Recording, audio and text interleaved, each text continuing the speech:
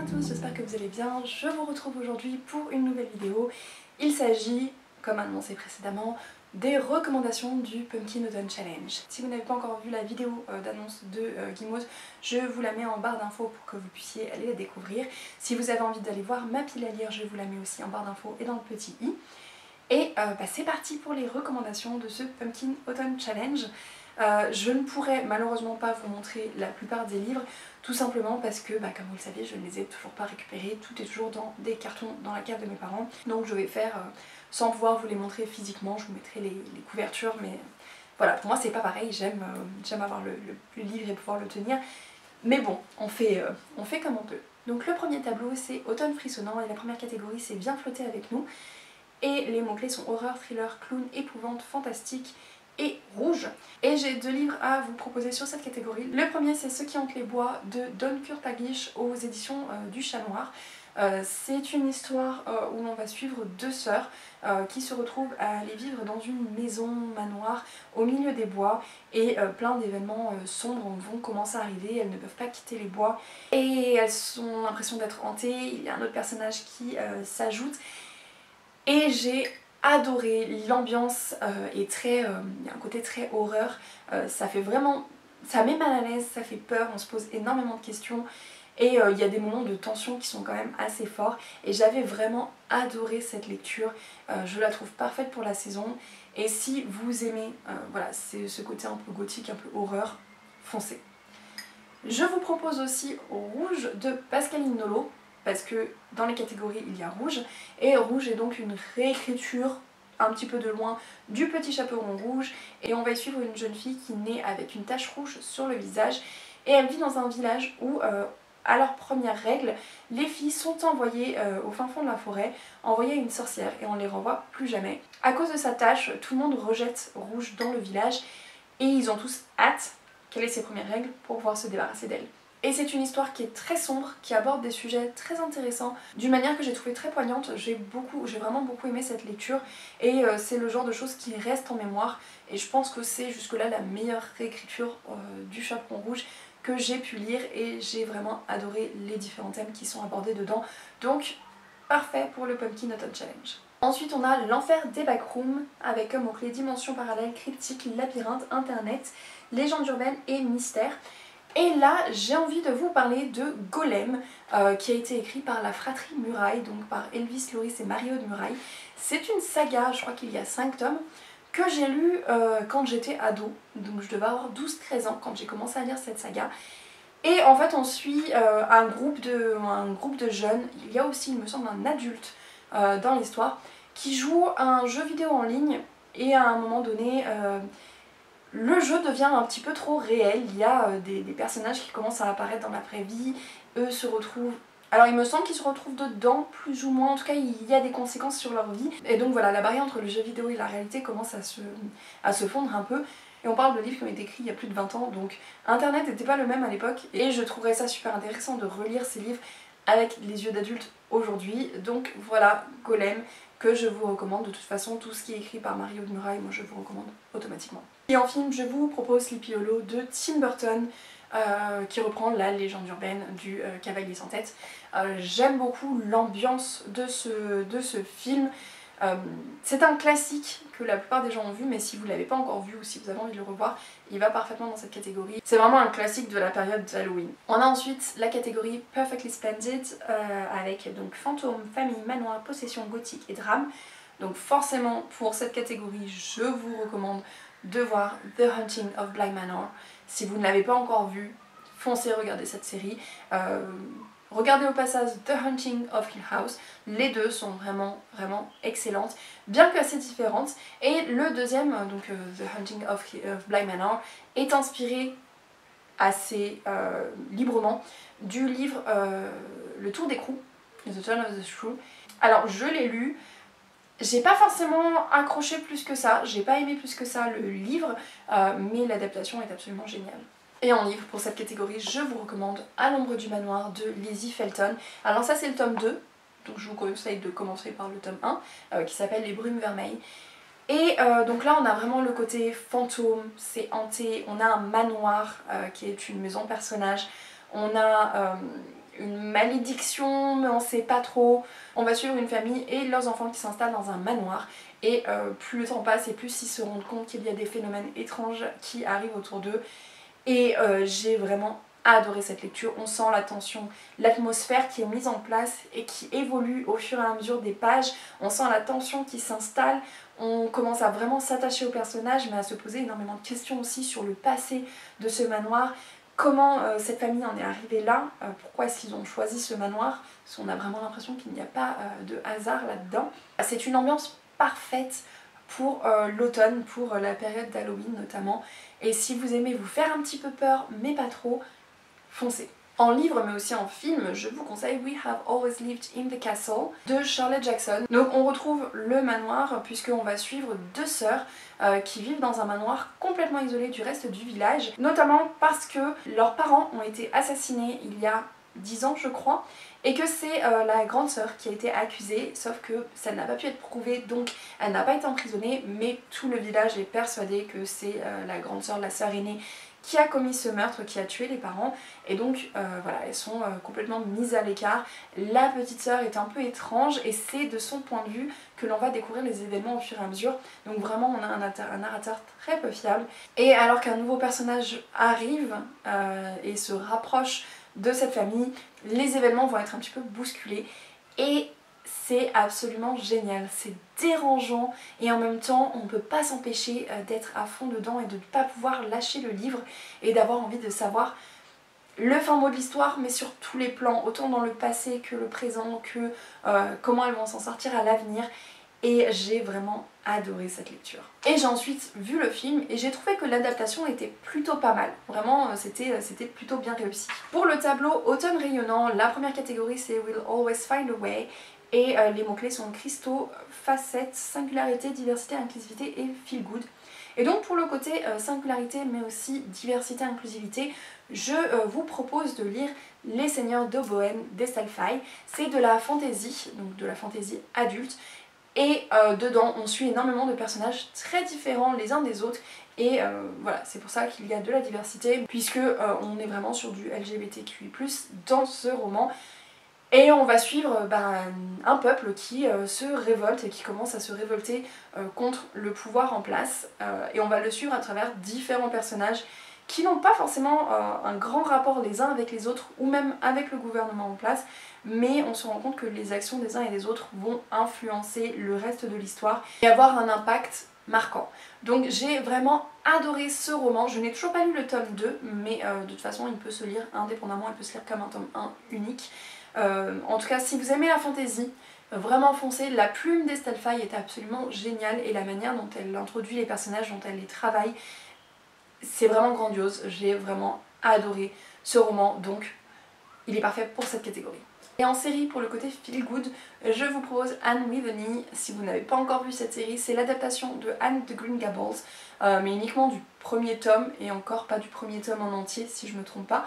Il y a 3 saisons et c'est absolument magnifique, c'est beau, c'est touchant. On suit une orpheline qui se retrouve à être adoptée par un frère et une sœur et qui du coup découvre les joies d'avoir une famille et voilà, je veux pas en dire plus, mais Anne est un personnage extrêmement rêveur, elle a une façon de voir le monde qui est absolument magnifique et ça ressort énormément dans les images de cette série, donc vraiment foncez.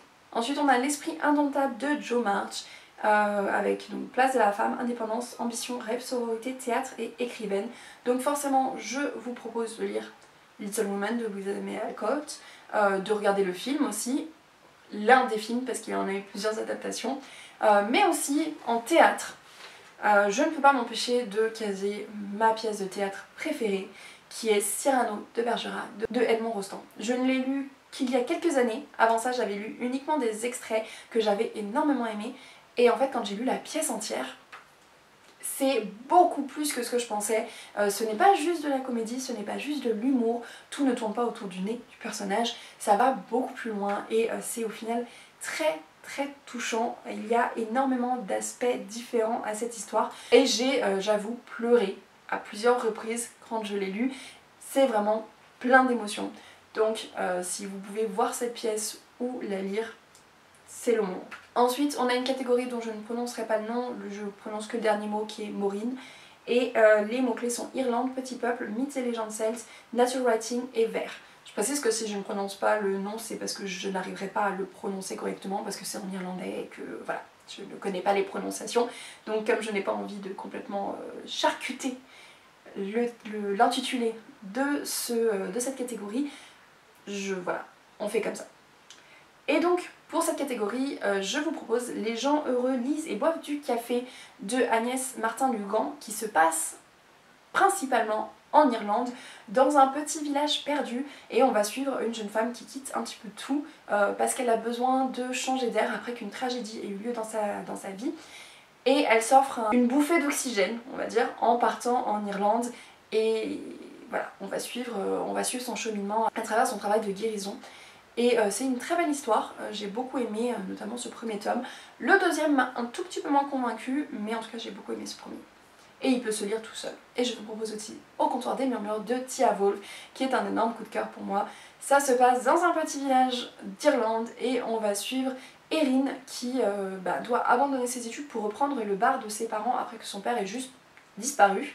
Donc sa vie c'est dans ce bar, et en fait on suit toute l'intrigue uniquement dans le bar, depuis la place d'Erin. Et donc il y a un mystère dans le village après qu'une statue ait été déplacée, sans qu'on puisse comprendre comment. On est sur la période d'Halloween, on va suivre la soirée d'Halloween d'ailleurs. Et c'est une histoire que j'ai trouvée très belle, très touchante, on y fait des très belles rencontres. Et on y suit aussi beaucoup l'évolution de Erin, que j'ai trouvée très intéressante et très belle.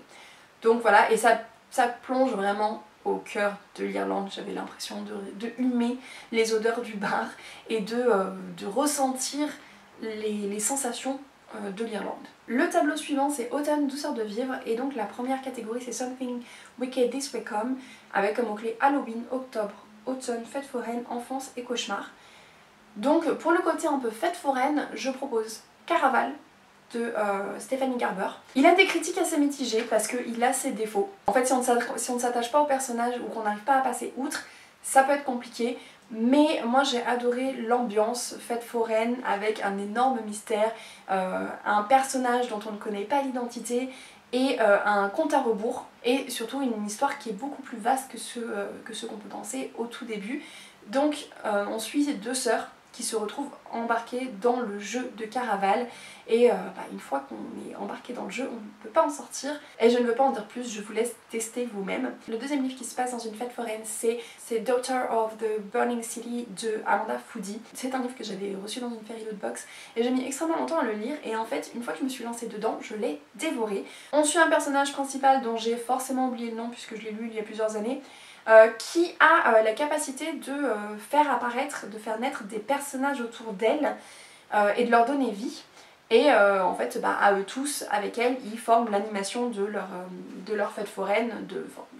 Ils ont un numéro. Sauf que des événements commencent à avoir lieu dans cette fête foraine, et certaines de ces créations commencent à être assassinées. Alors que bon, elle ne pensait pas qu'il pouvait mourir puisqu'il n'était pas né de chair. Mais il commence à être assassiné, donc elle va mener l'enquête pour essayer de comprendre ce qu'il se passe et qui est-ce qui s'en prend à elle. Et on a vraiment cette ambiance fête foraine, on ressent comme une brume tout autour du cirque pour garder le mystère. Si vous aimez les histoires qui se passent dans des fêtes foraines avec du mystère et de la magie, c'est pour vous. On a ensuite Poupée de souvenirs automatique à votre service, et les mots-clés sont épistolaire, correspondance, sentiment, émotion, amour, deuil, gratitude et guérison. J'ai eu du mal à me relire. Pour le côté épistolaire, je ne peux pas ne pas vous conseiller de lire Le cercle littéraire des amateurs d'épluchures de patates de Marianne Schaffer et Mary Barrows. C'est un livre qui se passe à la toute fin de la Seconde Guerre mondiale, et on va suivre une jeune autrice qui est un petit peu en panne d'écriture. Elle vient de finir une grosse tournée, ou elle est au milieu d'une grosse tournée, et elle va se retrouver à correspondre avec un homme de l'île de Guernsey qui s'est retrouvé à avoir entre les mains un ancien livre à elle, et il en cherche un autre en particulier, et ils se retrouvent à échanger, et elle va du coup se rendre sur l'île de Guernsey un peu par curiosité. Et on va rencontrer plein de personnages hauts en couleur, et surtout on va voir leur version de cette Seconde Guerre mondiale, ce qu'ils ont vécu pendant cette période et comment ils vivent après tout ça. Et c'est extrêmement beau, c'est doux, c'est attachant, c'est plein d'émotions. Et j'ai vraiment adoré, donc voilà, vraiment voir le côté, la reconstruction des gens après ces événements extrêmement traumatiques. Et c'est absolument magnifique, c'est tout, c'est beau, c'est juste beau. Et le film est une bonne adaptation, vraiment j'ai beaucoup aimé le film aussi, qui prend quelques libertés, mais qui quand même nous redonne toutes les émotions nécessaires. Pour le côté deuil, je vous propose une novella qui s'appelle Et parfois elle revient de Nora Lake. Je vous en ai déjà parlé sur la chaîne. C'est une novella dans laquelle on va suivre une femme qui a perdu la femme de sa vie et au fil des chapitres on va voir comment elle vit son deuil, son rapport à la mort, mais aussi comment elle a rencontré cette femme et quelle était leur relation. Et on se rend compte qu'il y a des choses qui étaient quand même un petit peu bancales, que son deuil est d'une force extrêmement puissante, mais parce que son amour était aussi très fort, peut-être trop fort, avec un certain déséquilibre, peut-être un petit peu de toxicité dans ce couple qui dépendait beaucoup trop l'un de l'autre. Et voilà, je veux pas trop en dire, parce que comme c'est court, bah, ça va vite, mais sachez que vraiment le deuil est exploré de manière assez dure, assez forte, avec des émotions très puissantes dans cette novella. Et la plume est vraiment très très belle. Ensuite on a la catégorie La Dame Chouette des îles. Et pour cette catégorie, il faut lire un livre en rapport avec les sorcières, magie, malédiction, école, parcours initiatique et amitié. Il y a des tas de livres avec des sorcières. J'ai d'ailleurs fait un reel sur mon Instagram où je mets des recommandations de livres et de films et séries avec des sorcières. Je vous mets le lien en barre d'infos si vous voulez avoir plus d'inspiration. Mais celui que j'ai vraiment envie de vous proposer maintenant, c'est Rebecca Keane de Cassandra O'Donnell. C'est une saga, pour le moment il y a 7 tomes sortis. Il y a une série hors série, un spin-off qui s'appelle Leonora Keane qui vient tout juste de commencer et qui est plus young adulte. Et cette saga est absolument géniale. Elle est bientôt finie. On est sur 7 tomes, je crois qu'il doit en rester un, peut-être 2 en fonction de comment s'est passée l'écriture de celui-ci.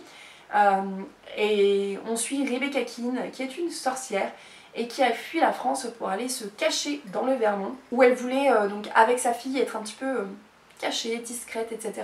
Sauf qu'elle se retrouve au milieu d'une communauté de surnaturels et comme elle est très douée dans ce qu'elle fait, elle va se retrouver à avoir un rôle auprès d'eux pour en gros résoudre des crimes, résoudre des mystères. Chaque fois que quelque chose arrive au sein de la communauté, c'est elle qui doit faire un petit peu la médiation et résoudre les crimes. Et j'adore. Rebecca Keane est vraiment un personnage haut en couleur, elle a énormément de caractère et c'est cette saga qui m'a fait découvrir Cassandra O'Donnell et devenir complètement fan de ses univers. La catégorie suivante, c'est la loi fondamentale de l'échange équivalent. Et il faut partager une lecture commune, un film ou un livre.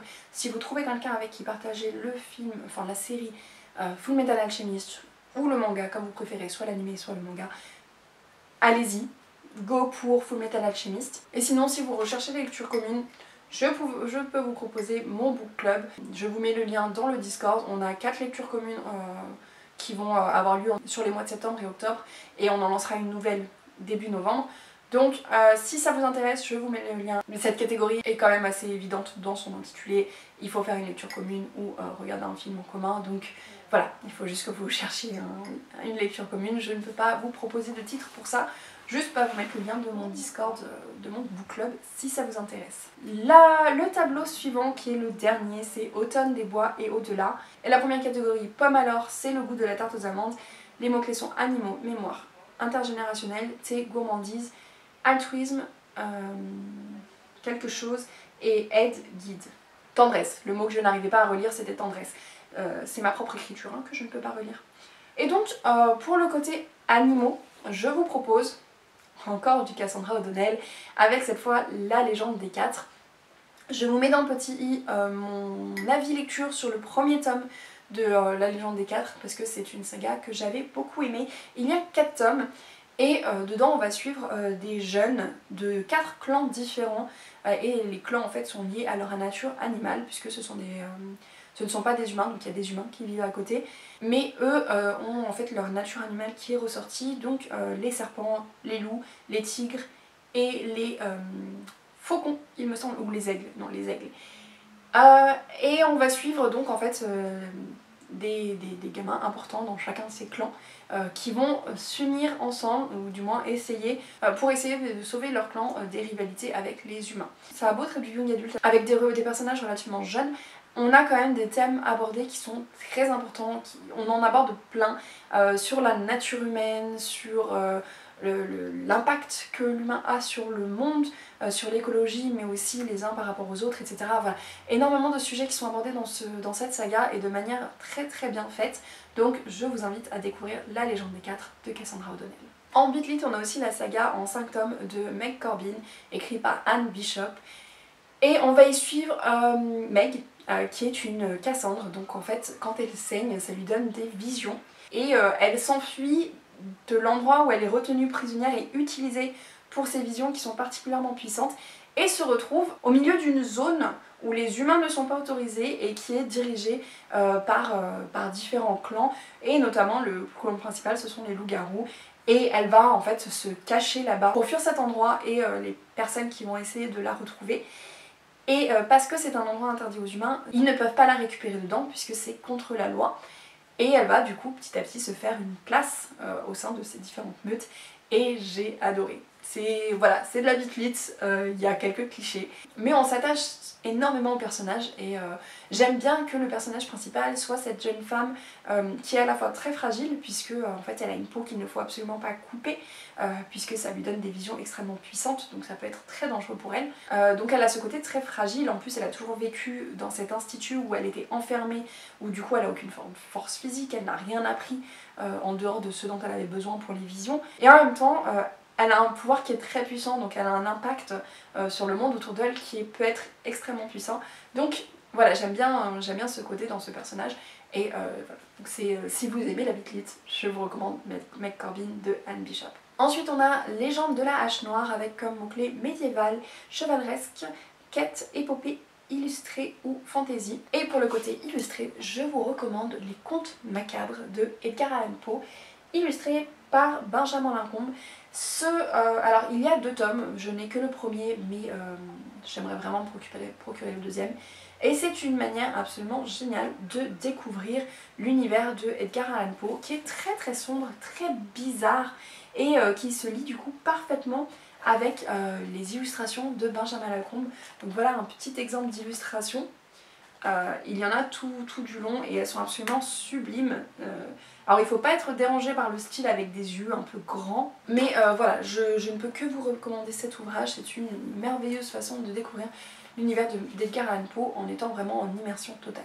Il y a aussi L'étrange vie de Nobody Owens de Neil Gaiman que j'ai envie de vous caser ici. Je ne peux pas faire un Pumpkin Autumn Challenge sans caser du Neil Gaiman, c'est impossible. Voilà, son univers va trop bien avec le Pumpkin Autumn Challenge, avec un côté un peu sombre, un peu bizarre, un peu décalé. Et c'est le cas de Nobody Owens puisque c'est un enfant qui va être élevé dans un cimetière par des parents qui sont des fantômes et qui est recherché par un tueur qui s'appelle Jack et qui fait partie de l'entreprise des Jack qui sont tous des tueurs. Et on va donc suivre Nobody et toute son épopée parce qu'il ne va pas pouvoir rester dans ce cimetière toute sa vie. Et puis même en étant dans ce cimetière, il y a des choses à découvrir, des aventures à vivre. Et l'écriture de Neil Gaiman dans ce roman est vraiment excellente. C'est relativement court, mais il se passe pourtant énormément de choses et on est très très imprégné dans cette ambiance. On est dans ce cimetière avec Nobody Owens et voilà, c'est génial. La catégorie suivante, c'est La malédiction infernale de la corne de chasse. Et les mots-clés sont monstre, wyvern, créature, expédition et aventure. J'ai vraiment du mal à relire ma propre écriture. Parce qu'il y a le mot monstre, j'ai ici envie de vous proposer de lire Frankenstein de Mary Shelley. Si vous n'avez pas encore lu Frankenstein, il faut absolument que vous le lisiez. J'ai mis une éternité avant de le lire puisque je ne l'ai lu que cette année, en début d'année. Et je me dis, mais je suis passée à côté de ça toute ma vie. C'est vraiment une très très belle histoire. C'est dur en même temps. Et il y a cette notion de monstre que, avant de lire le livre, on a envie d'attribuer au monstre de Frankenstein, à la créature que Frankenstein a créée, mais que personnellement j'attribuerais plutôt à l'être humain. Voilà. Dans cette même catégorie, je vous propose Les Sœurs Carmine de Ariel Holz. Et on suit 3 sœurs dont la mère a disparu. Et chacune des sœurs a un caractère bien particulier. Dans le premier tome, on va suivre Mary qui du coup est voleuse, mais pas forcément très douée, et elle va se retrouver à voler le mauvais objet. Et elle est entraînée dans un tas d'histoires plus déjantées les unes que les autres. L'univers est vraiment génial. Il y a énormément d'humour, mais principalement de l'humour noir. Et vraiment je vous recommande cette trilogie, c'est juste... La plume a vraiment un côté très humour noir, cynique, et en même temps assez coloré, descriptive, foncé. Et enfin on arrive à la dernière catégorie, c'est Rocket Raccoon on the Run, et il faut lire un livre avec les mots-clés mutation, expérience scientifique, science-fiction, chasseur de primes, gardien ou galaxie. Pour cette catégorie, je vais partir uniquement sur la science-fiction pour les lectures et vous dire de lire Le meilleur des mondes de Aldous Huxley. Je n'arrive toujours pas à prononcer ce nom, mais vous voyez de quoi je parle. Je vous mets d'ailleurs dans le petit i la vidéo où j'ai fait un avis lecture assez détaillé sur ce livre. Ça a été une super bonne lecture, une très bonne surprise. Malgré le fait que ce soit un classique de la science-fiction, il a un style d'écriture qui est très simple, très abordable, et j'ai été vraiment surprise de ça. En fait je m'attendais à une lecture assez difficile, ce que j'ai tendance à attribuer à la science-fiction, alors qu'en fait pas du tout. Pas du tout, c'est une écriture très simple, très agréable, et une histoire extrêmement prenante, et qui fait se poser énormément de questions. Pour cette catégorie en termes de série, je vous recommande The Witcher, si vous n'avez pas encore vu, si vous n'avez pas été trop déçu par la première saison. Je sais que les avis sont mitigés, mais pour avoir lu les livres, j'ai bien aimé l'adaptation et l'univers et l'ambiance en fait qu'il y a dans la série. Et deuxième série que je vous propose, c'est Loki, où on va suivre le personnage de Loki tel qu'il est dépeint dans les Marvel. Il va avoir sa propre série et il va se retrouver à devoir un petit peu faire face au maître du temps, et tout en essayant de survivre ou de s'enfuir, il sait pas trop. Il va faire des rencontres. On a tout un pléthore d'autres Loki, d'autres versions de Loki dans cette série, et j'ai vraiment trouvé que la première saison était très bien faite et donnait vraiment envie de voir la suite, parce que c'est franchement assez large comme sujets qui sont abordés dedans, et ça nous laisse entendre que on va aller très loin dans cette histoire. Et la deuxième saison sort bientôt, dans à peu près un mois, je crois 32 jours, un truc comme ça. Je ne compte pas personnellement, c'est Seriebox qui me dit le nombre de jours. Même si effectivement je suis quand même assez impatiente. Et voilà pour cette vidéo recommandation du Pumpkin Autumn Challenge. Donc j'ai essayé de donner un seul titre ou deux par catégorie pour pas que ce soit trop long. Mais s'il y a des catégories sur lesquelles vous avez envie de plus de recommandations, n'hésitez pas à me poser la question en commentaire. Je verrai si j'ai d'autres titres à vous proposer. N'hésitez pas aussi à aller voir mes autres vidéos recommandations ou ma pile à lire que j'ai pu faire cette année ou les années précédentes. Et si vous participez au challenge, n'hésitez pas à partager votre pile à lire et vos propres recommandations en commentaire. N'oubliez pas de liker et de vous abonner si ce contenu vous plaît. Sur ce, je vous souhaite à tous de très bonnes lectures, un excellent Pumpkin Autumn Challenge et je vous dis à très bientôt.